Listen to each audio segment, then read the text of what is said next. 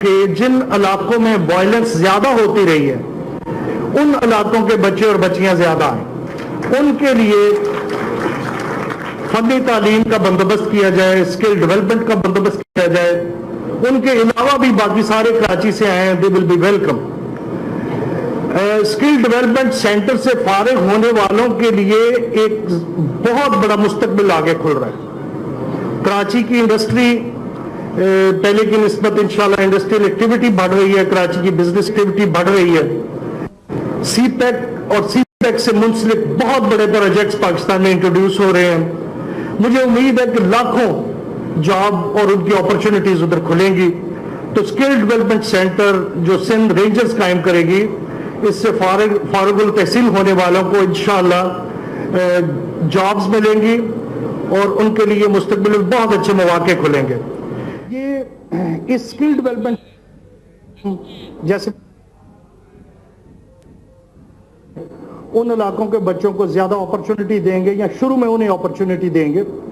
اس کے علاوہ کراچی کی وائلنس کے جو وکٹمز ہیں، جو دہشت گردی کا شکار ہوئے، جو ٹارگٹ کلنگ کا شکار ہوئے، جن کے کت اینڈ کن بوری بند لاشیں جن کی بنی، جو وکٹمز ہیں، جو اس دہشت گردی، اس دہشت کی فضا، اس خوف کی فضا، اس بدامنی کی فضا، اس وائلنس میں جو لوگ بے گناہ لوگ مارے گئے، جو معصوم لوگ مارے گئے، جو شہداء ہیں اس بدامنی کے، ان کی فیملیز، ان کے بچوں اور ان کے متعلقین کو بھی اسکل ڈیولپمنٹ سینٹر میں ہم انشاءاللہ پریفرنس دیں گے. یہ انشاءاللہ اس کو ہم یہ نہیں کہ پہلے عمارت بنائیں گے پھر یہ شروع کریں گے، نہیں، ہم نے فوری طور پہ اسے شروع کرنے کا ارینجمنٹ کر لیا ہے. فیڈرل بی ایریا کی انڈسٹریل کمیونٹی نے ہمیں ایک بڑا شیڈ اویلیبل کیا ہے، وہاں سے ہم شروع کر رہے ہیں. ٹریننگ پروگرام بھی شروع ہوگا اور نئی کنسٹرکشن بھی شروع ہوگی اور دونوں سائڈ بائی سائڈ چلیں گی. اور ذوالفقار صاحب، میں آپ کی مدد کا بہت شکر گزار ہوں اس سلسلے میں. دوسرا انیشیٹو جو ہم شروع کر رہے ہیں وہ ہے وکٹم سپورٹ پروگرام. وکٹمز، میں نے وکٹم کی ڈیفینیشن آپ کو بتائی ہے.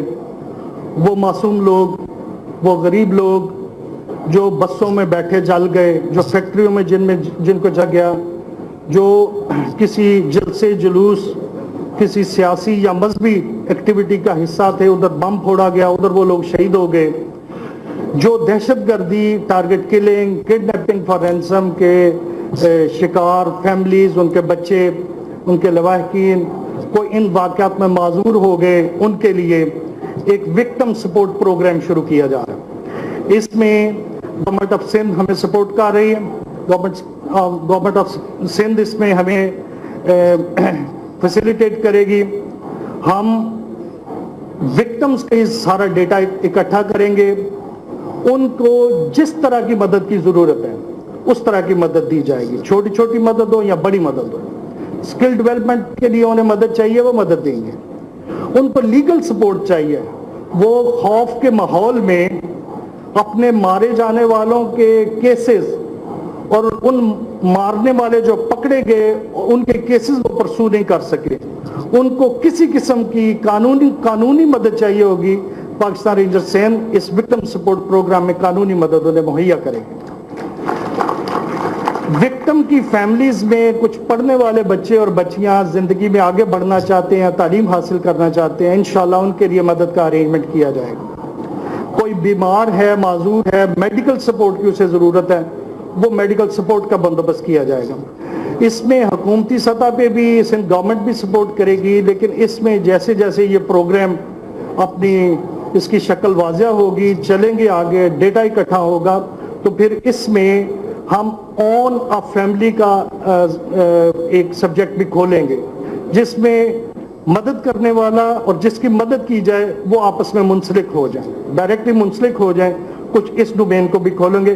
یہ اس پروگرام کے بڑے بڑے خد و خال ہیں. ایک تیسری چیز جو آپ کے لیے اور آپ کے ذریعے سب لوگوں میں جائے وہ یہ ہے کہ رینجرز اصلاحی مرکز، رینجرز ریہیبلیٹیشن سینٹر ہم شروع کر رہے ہیں. یہ کن لوگوں کے لیے؟ جیسے وکٹمز کے لیے ایک سپورٹ پروگرام ہے، اسی طرح سے ایسے بچے जो इर्द गिर्द के माहौल की वजह से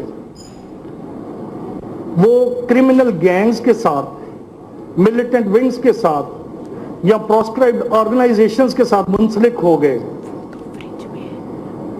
और उन्हें होना पड़ा हालात की वजह से, और उन्होंने मुंसलिक होने के बावजूद कोई बहुत हीनियस क्राइम नहीं किया, उनके लिए भी एक हम अदारा खोल रहे हैं जिसका नाम इस्लाही मरकज है। उसमें ये बच्चे आए, इनके पेरेंट्स लेके आए, इनकी फैमिलीज लेके आए, ये खुद वॉलंटियर बेसिस पे आए, हमारे साथ बैठें, हमारे साथ बातचीत करें, हमें बताएं उनकी किस तरह की इन्वॉल्वमेंट है। उनको हम इवेलुएट करेंगे, उनको हम एक्सपर्ट्स की मदद से इवेलुएट करेंगे और उनके लिए, उनकी इस्लाह के लिए ये प्रोग्राम तरतीब दिया गया है, जहाँ पे तालीम का भी बंदोबस्त होगा, मेडिकल ट्रीटमेंट का भी बंदोबस्त होगा, साइकोलॉजिकल ट्रीटमेंट का भी बंदोबस्त होगा और स्किल डेवलपमेंट वाला भी एक शोबा होगा जो उनको स्किल्स डेवलप करने में मदद देगा, ताकि जब भी वो इस प्रोग्राम से निकले वो माशरे में वापस आके अपनी नॉर्मल जिंदगी शुरू कर सके। और इसमें अभी तक हमारे पास 32 बच्चे इसको ज्वाइन कर चुके हैं। ये दरवाज़ा खुला है, ये दरवाज़ा सबके लिए खुला है जो जराइम की दुनिया को, मिलिटेंट विंग्स को, प्रोस्क्राइब्ड ऑर्गेनाइजेशंस को, जो इन चीज़ों को खैराबाद कह के, इनसे जान छड़वा के माशरे में वापस आना चाहता है, रेंजर्स के इस्लाही मरकज़ में आए, वहाँ पे उनको ट्रीटमेंट और मदद दी जाएगी। इनमें से ऐसे लोग जिनके सीरियस केसेस हैं उनको भी कानून के दायरे में अदालतों में पेश करने के लिए उसके भी फैसिलिटेशन की जाएगी। मुझे उम्मीद है कि इंशाल्लाह ऑपरेशंस के अलावा skill development, victim support programme और इस्लाही मरकज़ मुआशरे को मज़ीद इंशाल्लाह नॉर्मलाइज करने में एक रोल अदा करेगा और कराची में इंशाल्लाह हालात बेहतर से बेहतर होंगे, मुआशरा नॉर्मलाइज होगा, बर्दाश्त बढ़ेगी, एक दूसरे के साथ रवादारी से पेश आएंगे और ज़िंदगी की अपॉर्चुनिटीज़ सबके लिए बराबर होंगी और इंशाअल्लाह ताला कराची ज़्यादा पुरअमन होगा और इसके पुरअमन होने से खुशहाली ज़्यादा होगी, वर्ल्ड व्यू बेहतर होगा, पाकिस्तान के बारे में और कराची के बारे में लोगों के इंप्रेशंस बेहतर होंगे और इंशाअल्लाह कराची वही पोजीशन अचीव करेगा जो माजी में थी। वो कराची पाकिस्तान का फ़ख्र था, कराची पाकिस्तान का फ़ख्र बनेगा इंशाअल्लाह। और ये इसमें नौजवानों का, यूथ का बड़ा अहम रोल है। मुझे उम्मीद है इंशाअल्लाह यूथ इन इनिशिएटिव्स का, जो गवर्नमेंट के भी हैं, जो रेंजर्स के भी हैं, जो प्राइवेट अदारों के भी हैं, उन इनिशिएटिव से ज़्यादा फ़ायदा उठाएंगे। जुल्फ़िकार चीमा साहब, आपका नेपटेक का एक दफ़ा फिर बहुत शुक्रिया, जीतने वालों को मुबारकबाद। आए मिल के नारा लगाते हैं, पाकिस्तान जिंदाबाद। आप सबका बहुत शुक्रिया, थैंक यू। कराची ऑपरेशन जारी रहेगा। DG rangers major general Bilal Akbar एक तकरीब से खिताब कर रहे थे कराची में। उन्होंने कहा कि अमन की बनती हुई हालत को मजीद मजबूत किया जाएगा।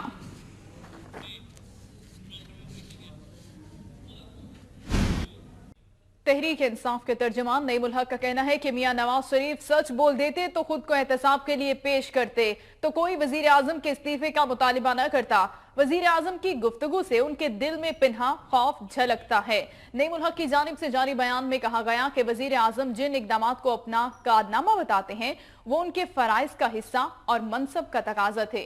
वजीर आजम ने जमहूरी निजाम को जिस अंदाज से कमजोर किया, इसकी मिसाल नहीं मिलती। तहरीक इंसाफ के तर्जुमान का कहना था कि नवाज शरीफ ने कानून की हुक्मरानी के बजाय हुक्मरानों के कानून की सरबलंदी के लिए मेहनत की। क्या अवाम ने वजीर आजम को वोट झूठ बोलने और कौमी वसाइल को लूटने के लिए दिया था?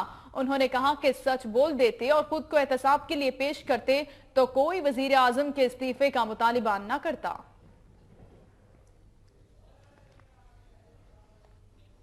और अभी आपको बताएंगे पहलवानों के शहर की दबंग खातून के हवाले से। गुजरांवाला में खातून ने उबाश नौजवान की सरेआम पिटाई कर डाली। नौजवान मोटरसाइकिल छोड़कर भाग निकला। खातून ने शमरेज नामी नौजवान की थप्पड़ों से खूब आवभगत की और नौजवान को पीटता देखकर राहगीर भी जमा हो गए। मौका मिलने पर नौजवान ने भागने में ही अपनी आफियत जानी और ये मनाजिर भी आप देख सकते हैं किस तरह से पहलवानों के शहर में इस दबंग खातून ने इस नौजवान की पिटाई की है।